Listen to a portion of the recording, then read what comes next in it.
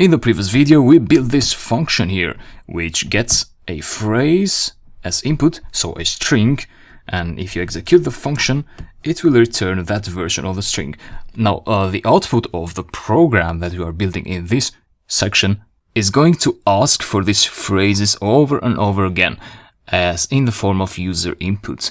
So we are talking about getting user input from the user. And since that is happening repeatedly, we have a hint here that we're talking about a loop. And since this loop, so when the user enters \end, the loop ends with that string, that means we're talking about a conditional loop. And that makes us think about while loops, because while loops work on a condition basis. So let's say the while loop will run all the time. So it will ask for user input. Input, say something, a colon, and make some space there just for decoration. So what happens if the user enters some input? Well, first we want to check if that input, if that user input is actually the special string end. If that is the case, we want to break the loop.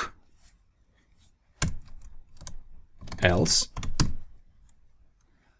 what we want to do otherwise? So you saw those sentences there, they looked like a list. So it was several of them. That means we're talking about having a bunch of items. And when you think about many items, you think about list. So maybe we want to store those phrases that the user enters in a list. How can we do that? Well, we can do that by starting with an empty list outside the loop. So Python will execute the function definition. This we don't need it anymore because we just used it when we tested the function. So once the function definition is read by Python, we are not calling the function here. We're going to create an empty list and then start the loop. The user will be prompted with a message. If the string that the user enters is this, we're going to break everything. So the loop will end. Else, if that string is not what user entered, else we want to append the user string, so user input, into the results list. So at the end of the loop, so I unintended here, this is after the loop terminates, which happens only when the break happens. So when the user enters this, after the loop terminates, we're going to have a list with lots of data. So print results. How are you? Weather is good, and end. And this is what we got. Okay, I know. These are the strings that the user entered. So how can we get the actual strings? Well, that is very easy. Here we are appending to the list the row strings that the user entered.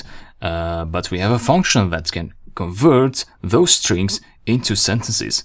So let's use that function. So we're going to append the output of the function. To get the output, you need to call the function. To call the function, you need an input for the function. The input here is the user input. Just like that, execute again.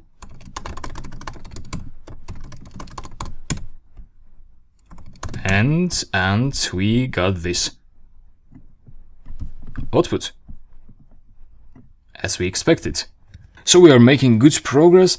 However, we don't want a list output here. We just want a string output without those square brackets. So how can we actually merge or concatenate all these strings to make a single text as a string? Let's do that in the next video.